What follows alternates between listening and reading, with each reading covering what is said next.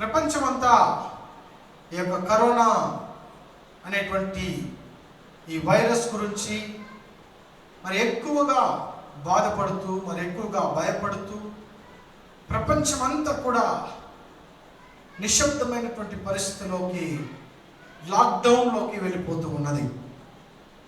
మరి దేవుని పిల్లలైనటువంటి మనము కూడా ఇలాగనే పరిస్థితుల్లో మనము కూడా జీవిస్తూ ఉంటూ ఉన్నాం. మరి ఇటువంటి రోజుల్లో, ఇటువంటి ఒక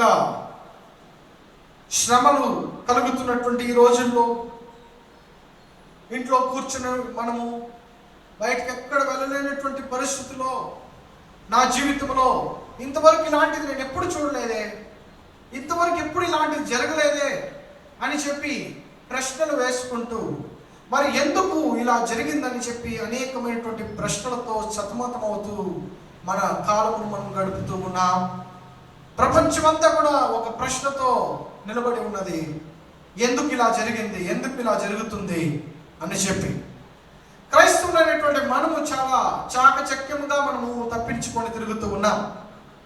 మరి కొంతమంది ప్రవక్తలు అని చెప్పి చాలా గొప్ప పేరు గాంచినటువంటి వారు కూడా ఇదేదో చైనాలో వారు దేవునికి విరోధంగా చేశారు, ఇటలీలో దేవునికి విరోధంగా వారు చేశారు, అక్కడ ఎట్లా చేశారు, ఇక్కడ ఎట్లా చేశారు, మందిరాలు పగలగొట్టారు, లేదా ఏదేదో చేశారు కాబట్టి దేవుని యొక్క కోపము ప్రజల మీదకి వచ్చిందని చెప్పి మనము ఏదో ఒక సాకులను లేదా ఏదో ఒక విషయాలను మనము చెప్పుకొని మనము తిరుగుతూ ఉన్నాం, మనలో మనము సంతోషిస్తూ ఉన్నాం. ప్రియులారా, మరి వాస్తవం ఏంటో మనకైతే తెలియదు, కానీ ఇటువంటి సందర్భం అయితే బైబిల్లో రాయబడి ఉంటున్నది. ఇటువంటి సందర్భము ఇలా జరుగుతుందని, ఇలా జరిగిందని, జరగబోతుందని ఈ బైబిల్లో రాయబడి ఉన్నది. జరగబోయేటువంటి విషయాలు అనేకమైనటువంటివి ఉన్నాయి. అందులో కొన్ని జరుగుతూ ఉన్నాయి, జరిగినవి ఉన్నాయి. కానీ ఈరోజు నేను మీకు ఒక జరిగినటువంటి సంఘటనలో నుండి ఒక సాదృశ్యాన్ని మీకు చూపించి, క్రైస్తవులైనటువంటి మనము ఏమి చేయాలి అని చెప్పి నేను మీతో ఈ దేవుని మాటలను పంచుకోవాలని ఆశపడుతూ ఉన్నాను. ప్రపంచమంతా ఏం చేస్తుందో మనకు తెలియదు, కానీ ప్రియులారా, ఒకటైతే నిజం, ఒకటైతే వాస్తవం, మనమందరూ బాధ్యత వహించాలి. మనము కూడా ఈ యొక్క సందర్భంలో క్రైస్తవులైనటువంటి మనము బాధ్యత వహించి ఏం చేయాలో దానిని సరిగా నిర్వర్తించవలసిన వారుగా మనమున్నాం. ప్రియులారా, ఈ రోజుల్లో, ఈ దినాలలో మరింత ఎక్కువగా దేవుని దగ్గర మనము ప్రార్థించడానికి మనము సమయం దొరికింది, మరింత ఎక్కువగా గడపడానికి మనకు సమయం దొరికింది. కాబట్టి ఈరోజు నేను మీతో మాట్లాడబోయేటువంటి అంశము 2వ దినవృత్తాంతములు 7వ అధ్యాయము 13-14 వాక్యముల నుండి నేను మీతో మాట్లాడబోతూ ఉన్నాను. మరి దేవుడు నాకు ఇచ్చినటువంటి మాటల కొరకు దేవునికి వందనాలు చెల్లిస్తూ, పరిశుద్ధాత్మ దేవుడు ఈ మాటలను మనతో మాట్లాడును గాక. వినగలిగిన చెవిని, గ్రహించగలిగినటువంటి మనసును వింటున్న మీ అందరికీ దయచేయును గాక. మనం చదువుకుందాం 2వ దినవృత్తాంతములు 7వ అధ్యాయము 13-14 వాక్యము. వాన కురియకుండా నేను ఆకాశమును మూసివేసినప్పుడే గాని దేశమును నాశనము చేయుటకు మిడతలకు సెలవిచ్చినప్పుడే గాని నా జనము మీదకి తెగులు రప్పించినప్పుడే గాని నా పేరు పెట్టబడిన. చాలండి, 3 విషయాలు ఇక్కడ దేవుని యొక్క మాటలో రాయబడి ఉంటున్నది. ఈ 2వ దినవృత్తాంతములు మీరు చూసినట్లయితే సొలొమోను కాలంలో జరుగుతున్నటువంటి ఒక సంఘటన. దేవుడు హెచ్చరించినటువంటి, ప్రవచనముగా చెప్పినటువంటి, సొలొమోనుతో చెప్పినటువంటి మాటలను మనం చదువుతూ ఉన్నాం. ఇక్కడ చెప్తూ ఉన్నాడు, ఆకాశం నేను మూసివేసిన రోజుల్లో, లేదా వర్షము కురియకుండా ఆపివేసినటువంటి రోజుల్లో, మనందరికీ తెలుసు అనేక సార్లు వర్షము కురియకుండా ఈ ప్రపంచము నీళ్ల కొరకు అల్లాడిపోతున్నటువంటి సందర్భాలు మన మనకు బాగానే తెలుసు. ప్రియులారా, మనమే చెప్తూ ఉంటాం, మన యొక్క స్నేహితులతో మనం మాట్లాడుతున్నటువంటి సమయాల్లో మనం చెప్తూ ఉంటాం, ఏంటండి ఇలాంటి మంచివారు ఒకరిద్దరు ఉన్నదాన్ని బట్టే వర్షము కురుస్తుందని. అంటే ఏమండి అర్థము? మరి పాపం ఎక్కువైపోతే వర్షము కురవదు అని మన యొక్క ఆలోచనలకు మనకు తెలుసు బాగానే. అదే రీతిగా రెండవది చూసినట్లయితే, నా పేరు పెట్టబడిన మిడతల గురించి చెప్తూ ఉన్నాడు. మిడతలను నేను పంపిస్తాను, ఆ యొక్క దేశంలో ఉన్నటువంటి అన్ని పంటలను అవి హరించి వేస్తాయని చెప్పి రాయబడి ఉంటుంది. కానీ మూడవది చాలా ప్రాముఖ్యమైనటువంటిది, ఇది మనకి ఇప్పుడు ఈ సందర్భంలో చాలా అవసరమైనటువంటిది. ఆ మూడవది చదవండి. మిడతలను సెలవిచ్చినప్పుడే గాని నా జనముల మీదికి తెగులు రప్పించినప్పుడే గాని చాలండి. మరి తెగులును దేవుడు ఏం చేస్తాడంట? కొన్ని సందర్భాల్లో రప్పించేవాడుగా ఉన్నాడు. తెగులును రప్పించేవాడుగా ఉన్నాడు. ప్రియులారా, తెగులును రప్పించడం అనేది దేవుడు మనుషులను చంపడానికి కాదు. దేవుడు మనుషుల పైన ఏంటి అంత కోపముగా ఉండలేదు. దేవుని యొక్క కోపం వలన మనను నాశనం చేయాలని దేవుడు అనుకోలేదు. కానీ దేవుడు మనందరికీ బుద్ధి చెప్పాలని అనుకుంటూ ఉన్నాడు. ప్రియులారా, మనకు కూడా బాగా తెలుసు, మన పిల్లలను మనం దండిస్తూ ఉంటాం, మన పిల్లలను మనం కొడుతూ ఉంటాం. ఎందుకు కొడుతూ ఉంటామండి? వారు నాశనం అయిపోవాలన్నా, లేదు వారు చనిపోవాలన్నా వారిని కొడుతూ ఉంటాం కాదండి. వారిని ఎంతగా కొట్టినా ఒక్కటే దానిలో ఉద్దేశం ఉంటుంది, వారు బాగుపడాలనేది మన ఉద్దేశముగా ఉంటుంది. ప్రియులారా, ఇక్కడ కూడా దేవుడు అదే ప్రకారమే, తండ్రి లాగా ఆలోచిస్తున్నటువంటి దేవుడు తన ప్రజలకు తెగుళ్లను రప్పిస్తూ ఉన్నాడంట. నాశనము చేయటం కొరకు కాదు,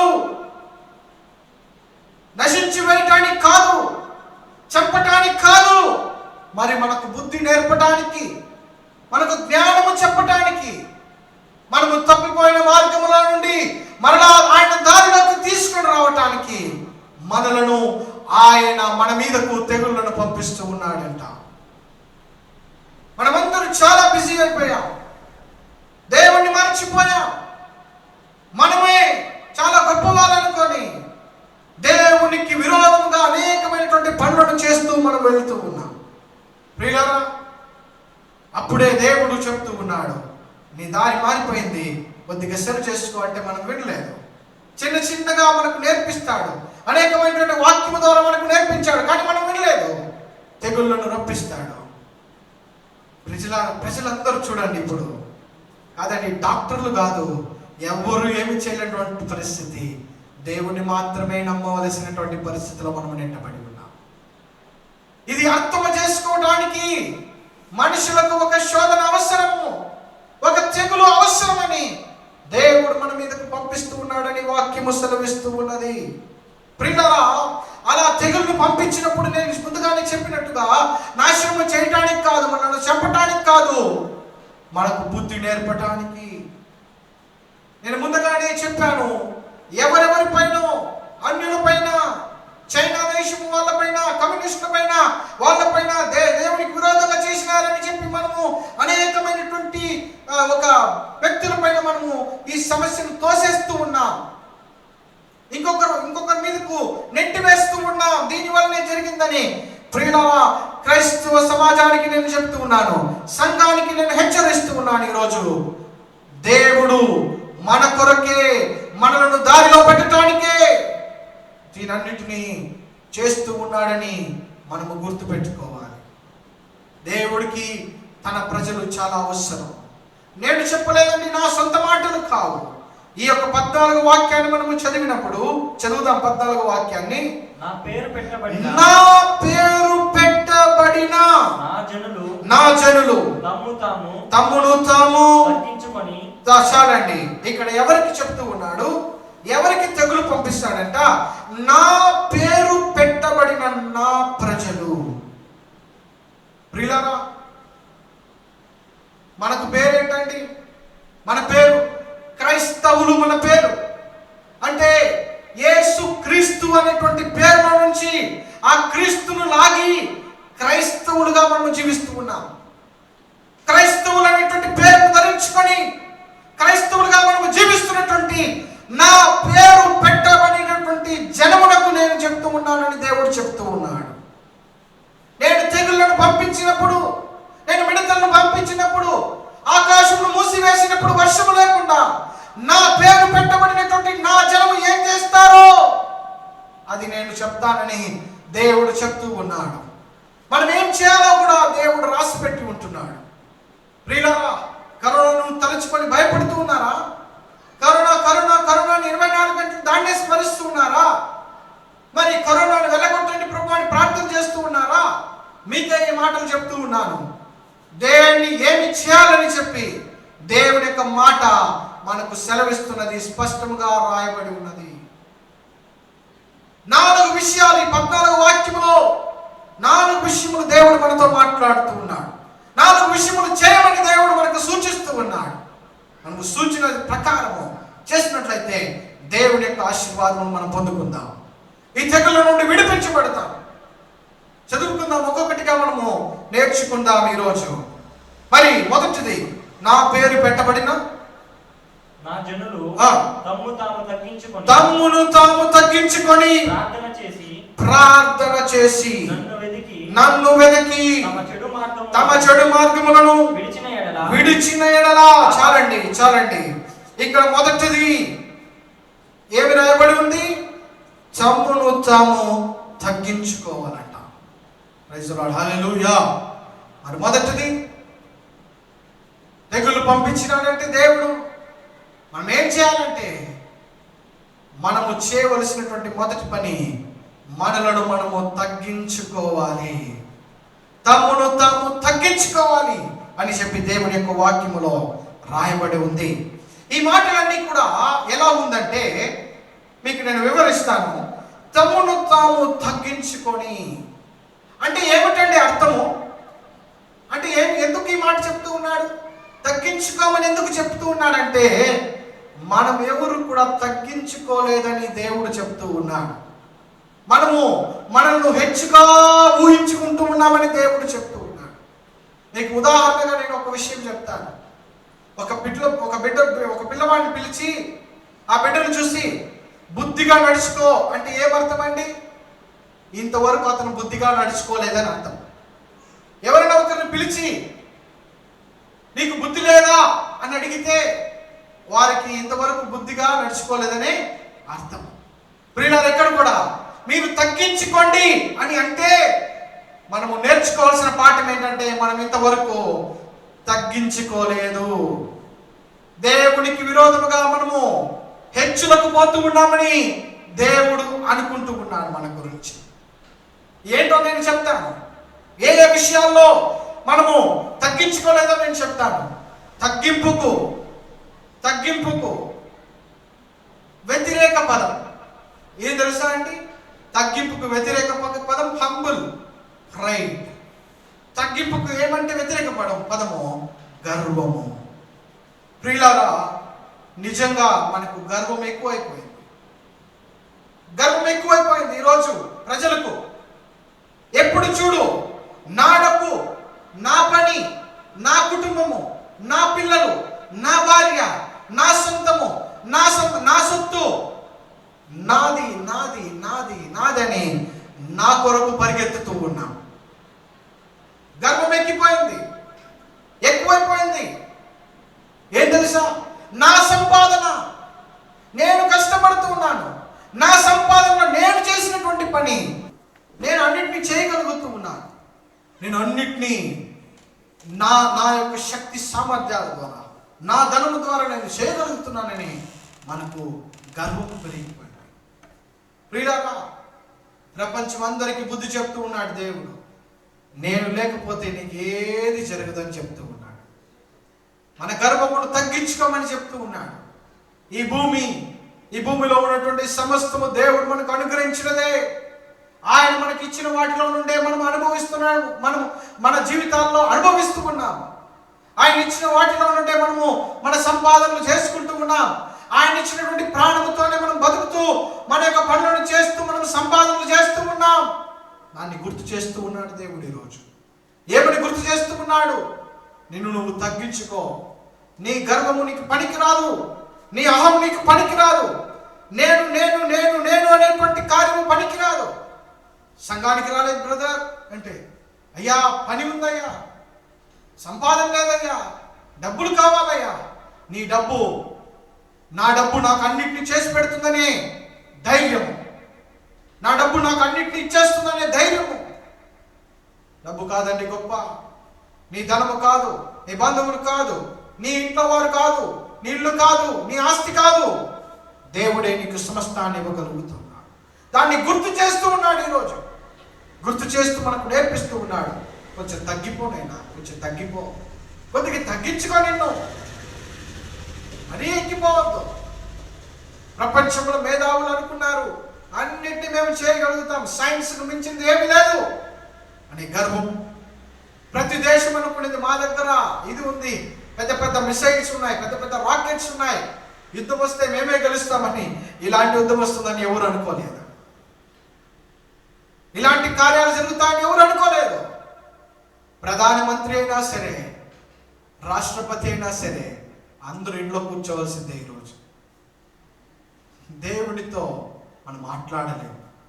దేవుని యొక్క మాటలు చెబుతూ ఉన్నాయి మనకి ఈరోజు, నీ గర్వమును తగ్గించుకో, నీ గర్వమును తగ్గించుకొని దేవుని ఎడల నీవు తగ్గించుకొని జీవితాన్ని గడుపు. ప్రియులారా, మనకి యొక్క లాక్డౌన్ ఎన్ని విషయాలు నేర్పించింది తెలుసా? ఎన్ని విషయాలు నేర్పించింది తెలుసా? నా బండి నాకు ఈ బండే కావాలి, ఆ బండి కావాలని తిరుగుతున్న వాళ్ళంతా బండి బయటకు తీయలేకపోతున్నారు ఈరోజు. ఎన్నో చెప్పుకొని వెళ్ళవచ్చు మనం, ఎన్నో చెప్పొచ్చు. నా ఉద్యోగము నా పని కంటే నాకు మందిరం ముఖ్యం కాదు, నా ఉద్యోగం కంటే నాకు సంఘం ముఖ్యం కాదు, నాకు దేవుడు ముఖ్యం కాదు, నా పని నాకు ఇంపార్టెంట్ అని అనుకున్న వాళ్ళందరూ పని లేకుండా ఇంట్లో ఉన్నారు ఈరోజు. ప్రియులారా, నీ ప్రాణమును కాపాడేది నీ పని కాదు, నీ ప్రాణమును కాపాడేది నీ ధనము కాదు. ఈరోజు కోట్లు ఉన్నవాడు కూడా కరోనా వైరస్ను చూసి భయపడాల్సిందే. కోట్లు సంపాదించిన వాడు కూడా ఆ కోట్లను పెట్టుకొని ఏమి చేయలేనటువంటి పరిస్థితి. అగ్రరాజ్యమైనటువంటి అమెరికా ఈరోజు సతమతమవుతున్నటువంటి పరిస్థితిని మనం గమనిస్తూనే ఉన్నాం. ప్రియులారా, ఇటువంటి తెగులు మనకు నేర్పిస్తున్నటువంటి పాఠము, మనలను తగ్గించుకోమని దేవుడు చెప్తూ ఉన్నాడు. తన్ను తాను తగ్గించుకోవాలంట. ఏం చేయాలి? ప్రతి ఒక్కరు మిమ్మల్ని మీరేం చేయండి? తగ్గించుకోండి. దేవుని యొక్క వాక్యం ఇలా సెలవిస్తుంది. సామెతలు 16వ అధ్యాయం 18వ వాక్యం చదువుకుందాం. సామెతలు 16:18. నాశనమునకు ముందు గర్వము నడుచును, పడిపోవట ముందు అహంకారము మనస్సు నడుచును. నాశనమునకు ముందు ఏం నడుస్తుందంట? గర్వము నడుస్తుందంట. ఇలాంటి నాశనము మన గర్వము వల్ల వచ్చిందని గుర్తుపెట్టుకోండి. క్రైస్తవ సమాజమా, ఇకనైనా మేల్కోండి, ఇకనైనా తగ్గించుకోండి. అనేక మంది దైవ సేవకులు కూడా నాకు స్వస్థత వరం ఉంది అని ప్రగల్భాలు పలికినటువంటి పెద్ద పెద్ద సేవకులు కూడా ఈరోజు మూల కూర్చున్నారు. కరోనా వైరస్ని బాగు చేయలేమని. ఎవరైనా ఒకరైనా బయటకు వచ్చి నేను కరోనా వైరస్ కోసం నేను ప్రార్థన చేస్తాను, బాగా అయిపోతుందని చెప్పగలుగుతారా? స్వస్థపరచువాడు దేవుడు మాత్రమే, పాస్టర్లు కాదు. స్వస్థపరచువాడు దేవుడు మాత్రం. మనం ప్రార్థన చేయగలుగుతాం, దేవుని దగ్గర మొరపెట్టుకోగలుగుతాం, దేవుని దగ్గర అడగగలుగుతాం, దేవుని దగ్గర వేడుకోగలుగుతాం, అంతే. స్వస్థపరచువాడు దేవుడు మాత్రమే. ప్రియులారా, గుర్తుపెట్టుకోండి, మన గర్వమును అణచటానికి తన్ను తాను తగ్గించుకోమని దేవుడు మనకి ఈరోజు మాట సెలవిస్తూ ఉంటాడు. ఇంకొక వాక్యాన్ని కూడా చదువుకుందాం. సామెతలు 29:23. ఎవని గర్వము వానిని తగ్గించును, ఎవని గర్వము వానిని తగ్గించును, వినయ మనస్కులు ఘనత నొందును. హల్లెలూయా. వినయ మనస్కులు ఘనత నొందుతారంట. ఈరోజు ఈ మాటలు వింటున్నటువంటి దేవుని యొక్క సంగమా, నిన్ను నువ్వు తగ్గించుకో. నీవు తగ్గించుకున్నట్లయితే వినయ మనస్కులు హెచ్చించబడతారంట. వినయ మనస్కులు దేవుని యొక్క గౌరవమును పొందుతారంట. ప్రైజ్ ది లార్డ్, హల్లెలూయా. మరొక మాటను కూడా చదువుకుందాం. 1 పేతురు 5వ అధ్యాయము 5వ మాట. చిన్నారులారా మీరు పెద్దలకు లోబడి ఉండుడి. మీరందరూ ఎదుటి వాని ఎడల దీన మనస్సు అను వస్త్రము ధరించుకొని మిమ్మును అలంకరించుకొనుడి. దేవుడు అహంకారులను ఎదిరించి దీనులకు కృప అనుగ్రహించువాడుగా ఉన్నాడు. హల్లెలూయా. ప్రియులారా, అహంకారులను ఎదిరించి దీనులకు కృపను అనుగ్రహించువాడుగా ఉన్నాడు. దీన మనస్కులైన వారుగా మీరు ధరించుకోవాలంట. ఒకసారి మీకు నినివే పట్టణమును గుర్తు చేస్తాం ప్రియులారా. నినివే పట్టణమును దేవుడు అగ్ని చేత నాశనము చేస్తానని యోనా ప్రవక్త ద్వారా ప్రకటించినప్పుడు వారు చేసినటువంటి మొదటి పని ఏం తెలుసా? రాజు నుండి మేకలు, గొర్రెలు, ఆవులు దగ్గర ప్రతి ఒక్కరు కూడా గోనె పట్టెలను ధరించి తమ సింహాసనం నుండి క్రిందకు దిగి బూడిలో కూర్చుని దేవుని దగ్గర తమ యొక్క విధేయతను, దీన మనసును చాటుకున్నారంట. ప్రియులారా, ఈరోజు దేవుడు మనకు నేర్పిస్తూ ఉన్నాడు. దేవుడు లేకుండా మనము ఏమీ చేయలేము. ఈ ప్రపంచంలో ఉన్నటువంటి సమస్తము, ఈ ప్రపంచంలో అన్నీ కూడా దేవుడు మనకిచ్చినటువంటిదే. దేవుడు మనకిచ్చి దీన్ని అనుభవించమని మనకు సమస్తమును చేసి ఉంటున్నాడు. నీవు అనుభవించే గాలి, నీవు అనుభవించే భూమి, నీవు అనుభవించేటువంటి వర్షము, నీళ్లు, ప్రతి ఒక్కటి కూడా దేవుడు నీకు అనుగ్రహించిందే. మరిచిపోవద్దు, దేవుడు లేకుండా నీ జీవితము అసాధ్యం. మనం అనుకుంటాం మనం అన్ని చేయగలుగుతాం. నో నో నో నో దేవుడు వలన మాత్రమే మనం అన్ని చేయగలుగుతాం. హల్లెలూయా. కాబట్టి ఎప్పుడు మనము చెప్తున్నటువంటి మాట, అన్ని ప్రయత్నించినామండి, ఇంకా దేవుడే మాకు దిక్కు, చివరగా దేవుడు కాదు కాదు కాదు. ఇంగ్లీష్లో బాగా చెప్పవచ్చు, God is not the final one. దేవుడు అన్ని ప్రయత్నం చేసినామండి, ఇప్పుడు దేవుని దగ్గర చివరిగా దేవుని దగ్గరికి పోదామని. God is not the final solution, but God is solution for all, everything. దేవుడు ప్రతి దానికి ఆయనే మనకు జవాబు దయచేసేవాడు, ఆయనే విముక్తి కలుగు చేసేటువంటి వాడు. కనుక మొదటిది, దీన మనస్సును మనము ధరించుకోవాలి, మనము తగ్గించుకోవాలి, మనము తగ్గించుకొని దేవుని సన్నిధిలో మనము నిలబడవలసినటువంటి వారముగా మనం ఉన్నాం. ప్రియులారా, మరి దేవుని యొక్క మాట మొదటగా మనకు నేర్పిస్తున్నటువంటిది, ఇటువంటి సందర్భంలో ఏం చేయాలంటే మనలను మనము తగ్గించుకోవాలి. రెండవదిగా చూసినట్లయితే 2వ దినవృత్తాంతములు 7వ అధ్యాయము 14వ వాక్యములో తమ్ము తాము తగ్గించుకొని, రెండవది ప్రార్థన చేసి, రెండవది ఏం చేయాలండి? ప్రార్థన చేయాలంట. రెండవది ప్రార్థన చేయాలి. మనము చాలా బిజీగా ఉన్నాం ఇన్ని రోజులు, అనేకమైనటువంటి పనులలో ఎప్పుడు చూడు పని పని పని పని. కుటుంబాన్ని చూడటానికి టైం లేదు, పిల్లలతో గడపడానికి టైం లేదు మనకి, కొంతమంది అయితే తినటానికి కూడా టైం లేదు. ఎప్పుడు చూడు బిజీగా ఉన్నాం. మనకే చెప్తూ ఉన్నాడు దేవుడు, ఎన్ని రోజులైంది నువ్వు నాతో మాట్లాడి, ఎన్ని రోజులైంది నువ్వు నాకు ప్రార్థన చేసి. మొదట నిన్ను నువ్వు తగ్గించుకో, తమ్మును తాము తగ్గించుకొని. రెండవది ప్రార్థన చేయాలి. మనము ప్రార్థన చేయవలసిన వారముగా ఉన్నాం. ప్రియులారా, ఒక వాక్యాన్ని మనం చదువుకుందాం. 1 తెస్సలోనికీయులు 5వ అధ్యాయం 17వ వాక్యం మనందరికీ పరిచయమైనటువంటి వాక్యమే. ఎడతెగక ప్రార్థన చేయండి. ఏం చేయాలంట? ఎడతెగక. It's like a chain. Pray without seizing. ఆపకుండా ప్రార్థన చేయమని దేవుడు మనకు సూచిస్తూ ఉన్నాడు. మనం ఎంతసేపు దేవుని సన్నిధిలో గడుపుతూ ఉన్నాం? మన ప్రార్థన సమయం ఎంతసేపు ఉంది? మనం ఎంతగా ప్రార్థన చేస్తూ ఉన్నాం? ప్రార్థన అంటే ఏం తెలుసా అండి? దేవునితో మాట్లాడటము. ప్రార్థన అంటే దేవునితో మాట్లాడటము. దేవునితో ఎంతసేపు మాట్లాడుతూ ఉన్నాం మనము? ఎడతెగక ప్రార్థన చేయవలసిన వారముగా మనం ఉన్నాం. కొలస్సీలకు రాసిన పత్రిక 4వ అధ్యాయము 2వ వాక్యము. కొలస్సీలకు రాసిన పత్రిక 4వ అధ్యాయము 2వ వాక్యము. ప్రార్థన యందు నిలకడగా ఉండి కృతజ్ఞత గలవారై దాని యందు మెలకువగా ఉండుడి. ప్రార్థన యందు నిలకడగా ఉండాలంట. ప్రే కంటిన్యూస్లీ. వీళ్ళారా, మనకు దేవుడు నేర్పిస్తున్నాడు ఈరోజు. ఇటువంటి సందర్భంలో సమయం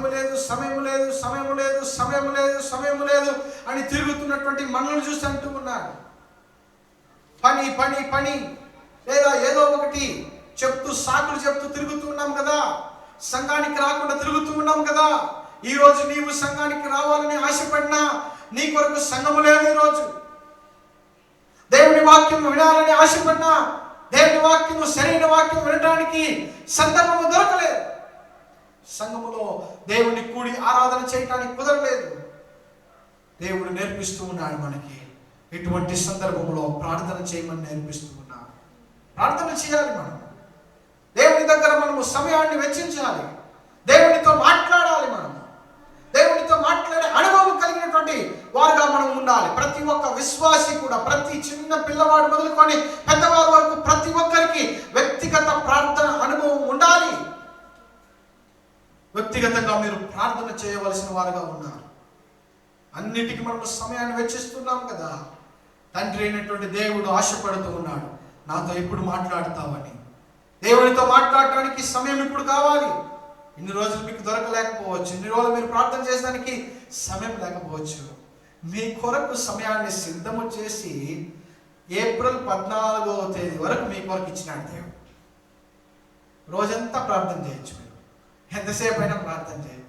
ఇప్పుడు మీరు నాకు టైం లేదండి, ఉద్యోగానికి పోవాలండి, ఆ పని చేయాలండి, ఈ పని చేయాలండి అని సాకులు చెప్పడానికి ఇంకా కుదరదు.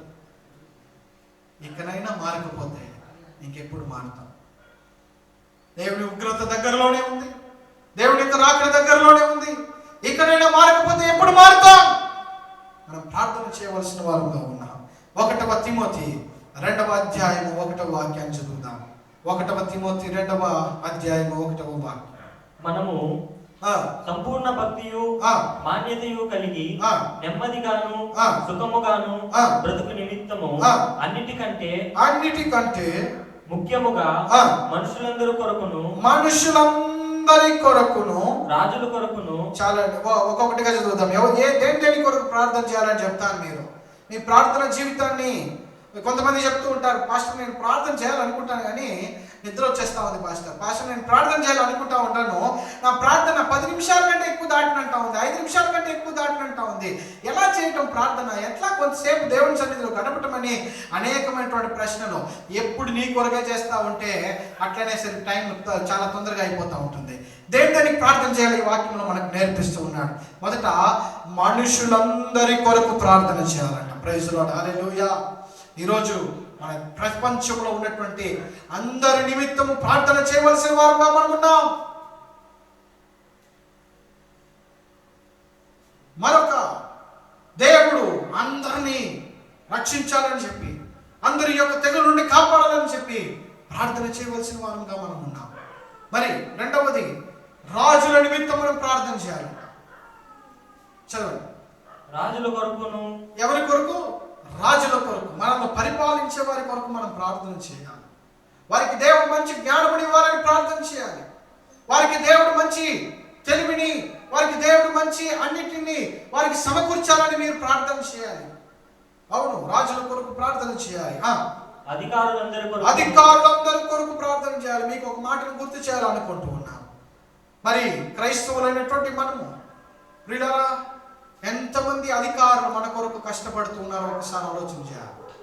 పోలీసు వారైతేనేమి, లేదా డాక్టర్స్ అయితేనేమి, ప్రభుత్వ ఉద్యోగులు అయితేనేమి, కలెక్టర్స్ అయితేనేమి, ఎంతమంది అధికారులు మన కొరకు పనిచేస్తూ ఉన్నారు. గవర్నమెంట్ అఫీషియల్స్, గవర్నమెంట్ సర్వెంట్స్ మన కొరకు పనిచేస్తూ ఉన్నారు. ప్రజల నిమిత్తం పనిచేస్తూ ఉన్నారు.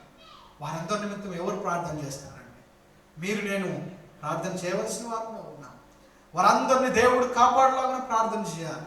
మరి ఈరోజు చూసినట్లయితే అనేక మంది డాక్టర్లకు కూడా కరోనా వైరస్ వచ్చిందని చెప్పి పేపర్లో న్యూస్ వస్తూ ఉన్నది.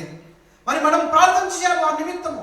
ప్రభువా మా కొరకు అధికారులు నువ్వు ఇచ్చావయ్యా, వారికి మంచి జ్ఞానం ఇవ్వండి, వారి కాపుదలను దయచేయండి అని చెప్పి మనం ప్రార్థన చేయవలసిన వారంగా ఉన్నాం.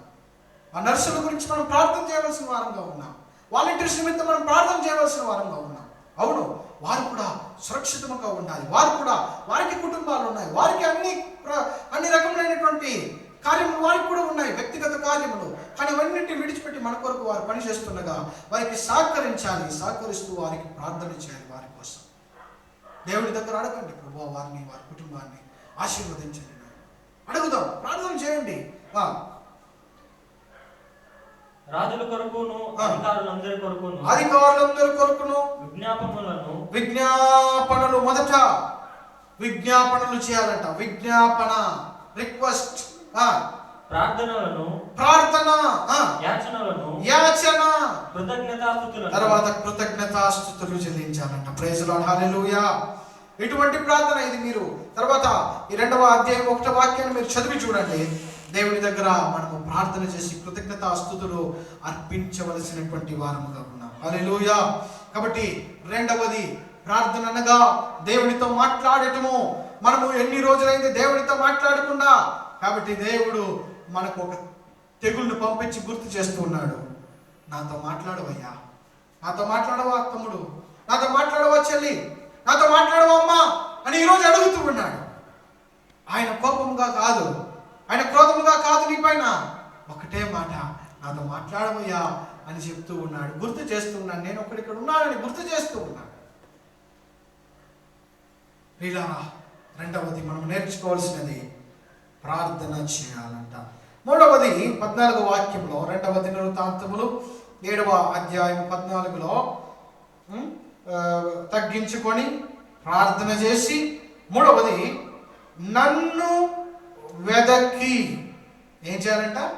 దేవుణ్ణి వెదకాలి. 3వది నన్ను వెదకాలి. ఇంగ్లీష్లో seek my face, seek my face. ఆయన ముఖమును చూడాలంట, ఆయన్ను వెదకాలంట.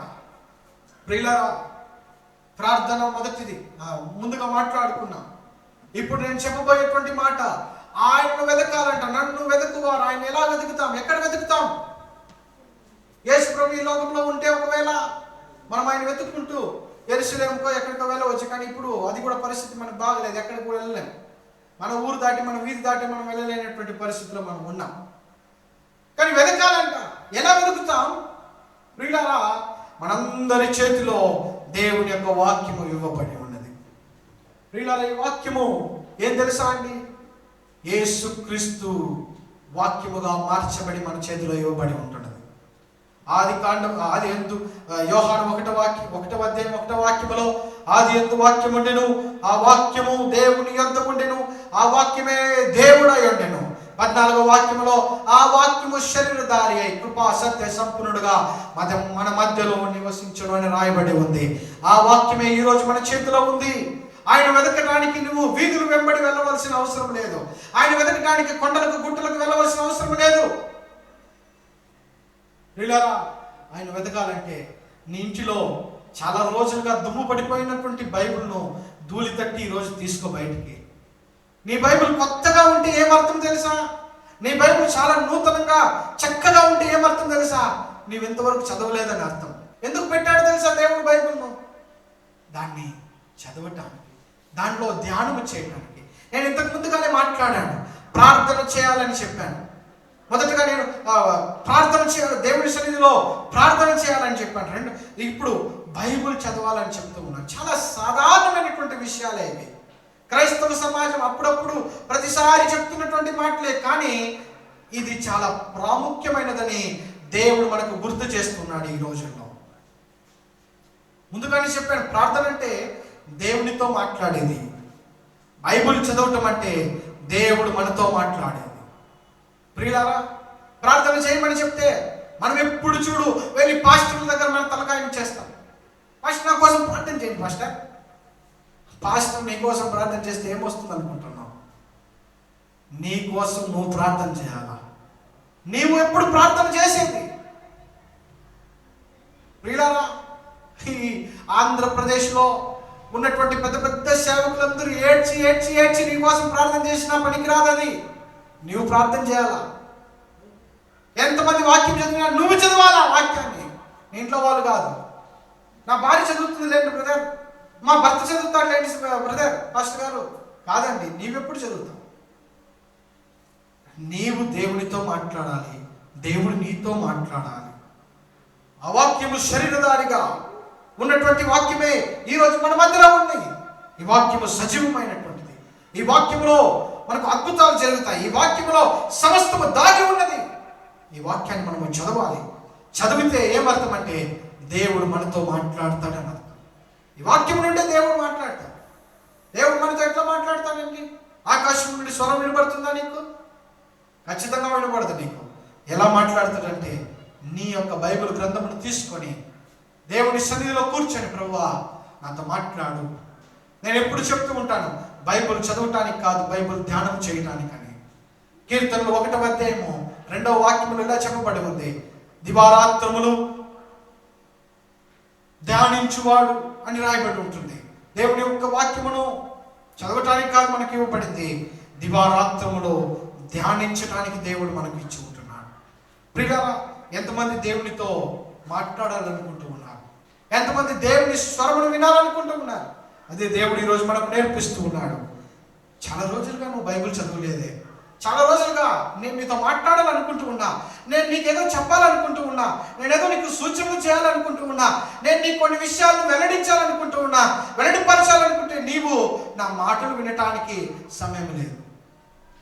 అవును, సమయమే లేదు. మనకి పక్కింటి వాళ్ళతో మాట్లాడేదానికి టైం ఉంది, సీరియల్లు చూడడానికి టైం ఉంది, ఇంకా అన్నీ చేయడానికి మనకు టైం ఉంటుంది.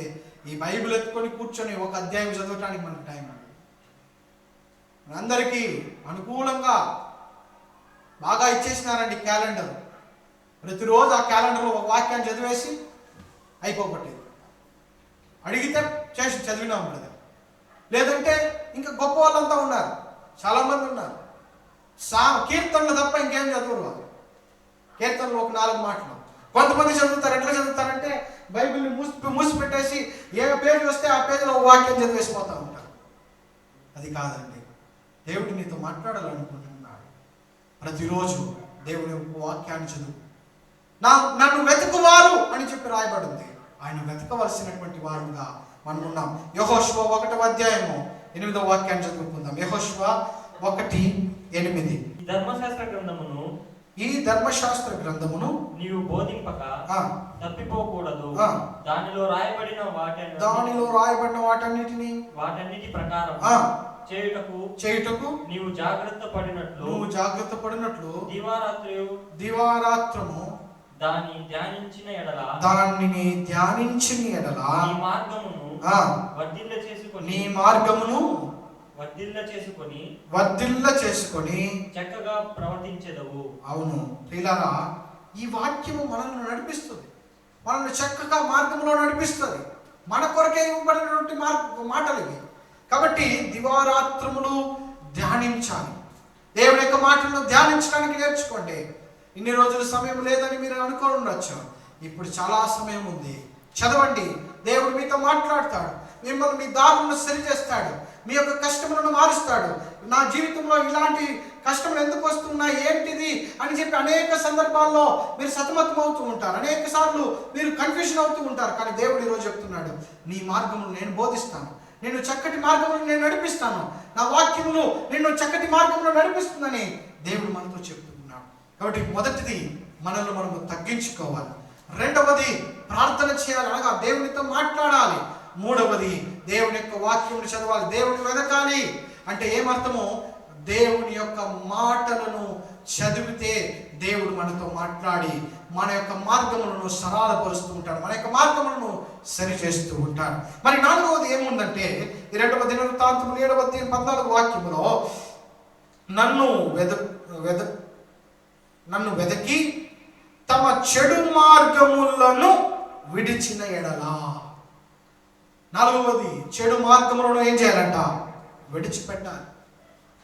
ప్రియులారా, పెద్ద పెద్ద తప్పులేం కావు, చిన్న తప్పులైనా సరే, అబద్ధాలు, మోసం, ఏమార్చటం, ఇంకొకరి డబ్బులు ఆశపడటం, వ్యభిచారం, ఇంకొకరి యొక్క కుటుంబం పైన అసూయ పడటము, ఇవన్నీ కూడా తప్పులే, పాపమే. బైబిల్లో 96 పాపాలు ఉన్నాయి. మనము తెలిసి తెలియక అనేకమైనటువంటి తప్పిదములు చేస్తూనే ఉన్నాం. కొంతమంది తెలిసి కూడా దేవునికి విరోధంగా మనం చేస్తున్నాం. దేవుని యొక్క మందిరానికి రావాలి, దేవుని యొక్క మాటలు వినాలంటే దానికి మనకు సమయం ఉండదు, మిగతా వాటి అన్నిటికీ టైం ఉంటుంది. దేవుడి యొక్క మాటలు మనకు నేర్పిస్తూ ఉన్నది ఏమంటే, ఆయన యొక్క మార్గంలో మనము నడిచి చెడు మార్గములను విడిచిపెట్టాలంట. అంటే ఏమర్థమో, ఇంతవరకు మనము ఏదో ఇంకా చెడు మార్గంలో నడుస్తూ ఉన్నామని దేవుడు మనకి హెచ్చరిస్తూ ఉన్నాడు, మనకి హెచ్చరికనిస్తూ ఉన్నాడు.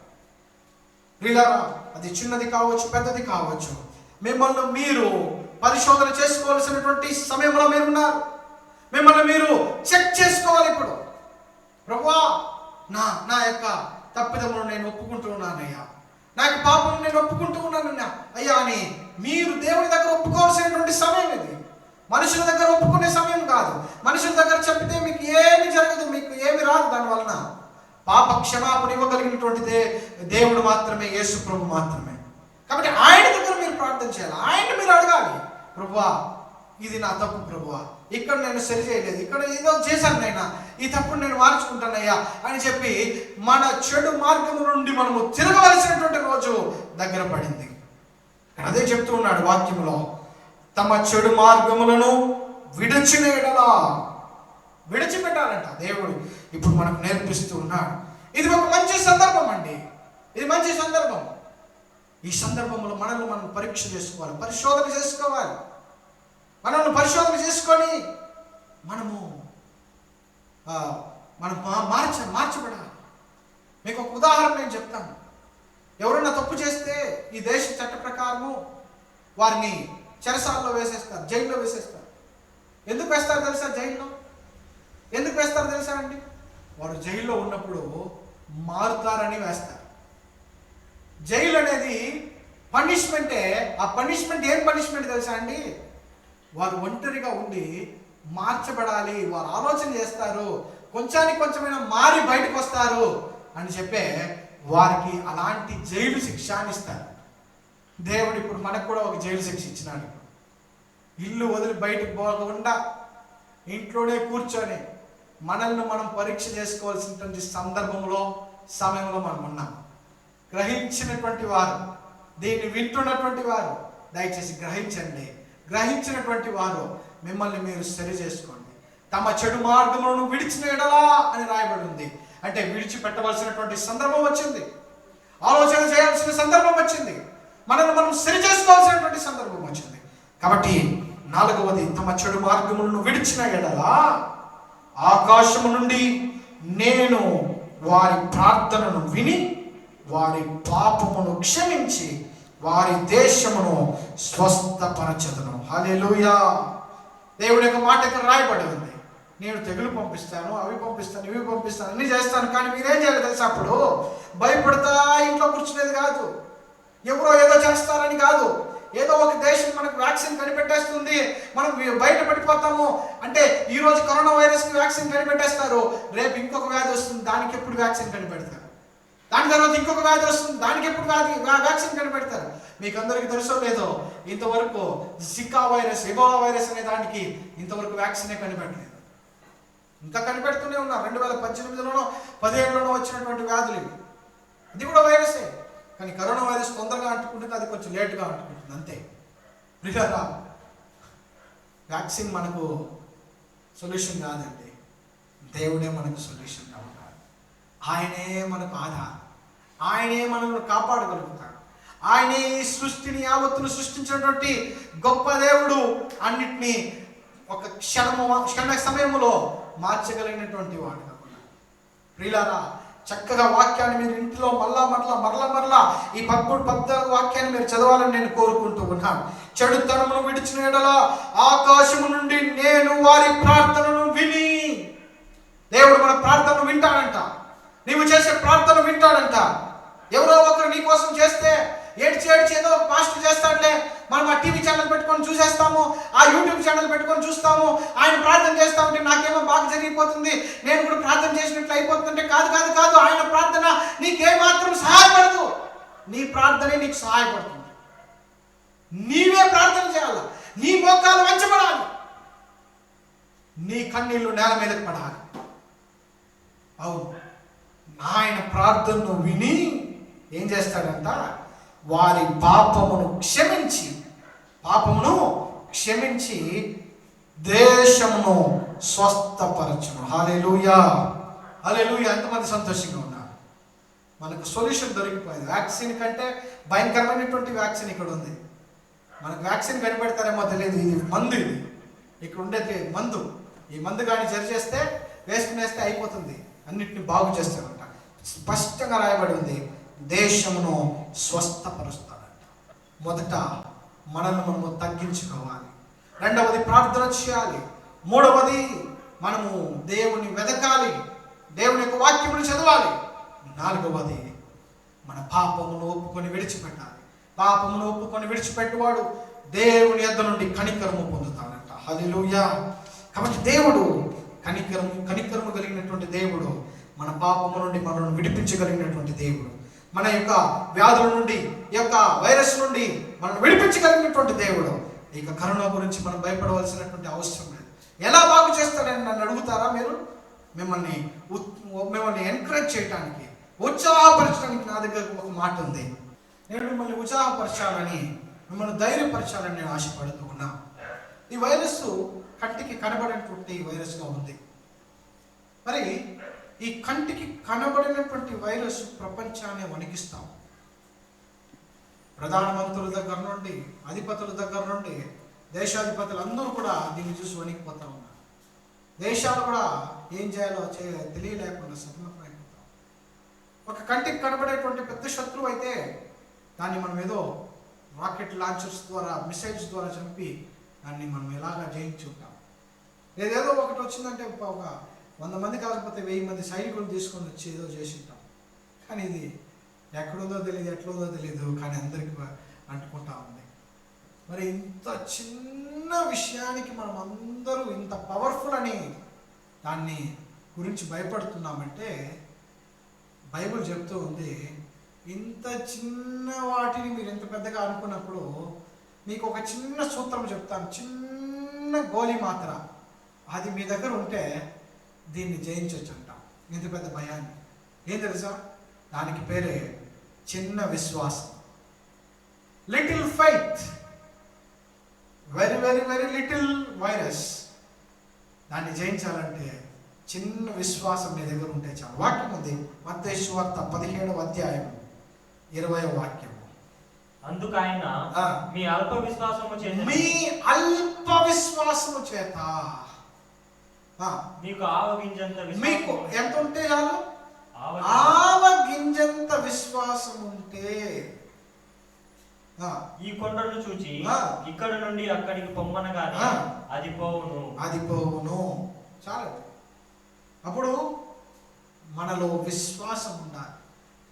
కంటికి కనబడినటువంటి వైరస్ వస్తుందని దాన్ని నమ్ముతూ ఉన్నాం, అది మనల్ని ఇలా చేసేస్తుంది, చంపేస్తుందని మనం నమ్ముతున్నప్పుడు అదే ఆవగింజంత విశ్వాసం ఉంటే నీవు ప్రపంచాన్ని జయించవచ్చు, ప్రతి శోధనను జయించవచ్చు, అన్ని జయించగలిగినటువంటి వాడి వైరస్ని కూడా జయించవచ్చు.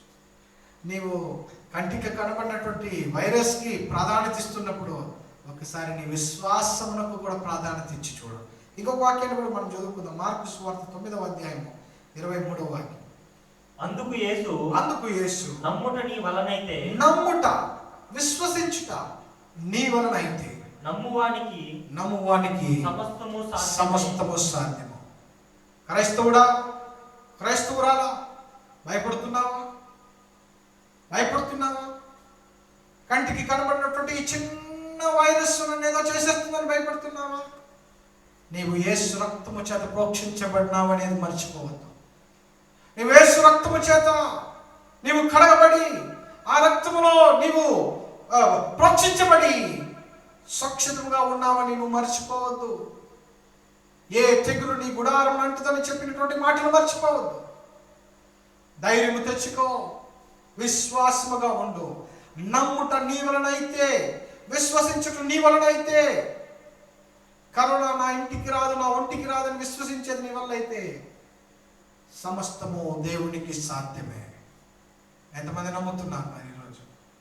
ఎస్, నేను అలా చెప్పినానని వెంటనే పోయి కరోనా ఉన్న వాళ్ళకి పోయి షేకండి ఇవ్వమని నేను చెప్పలేదు, వారిని పోయి కౌగులించుకోమని నేను చెప్పలేదు. నేను జాగ్రత్తలు పాటిస్తూనే నమ్మాలి, విశ్వసించాలి.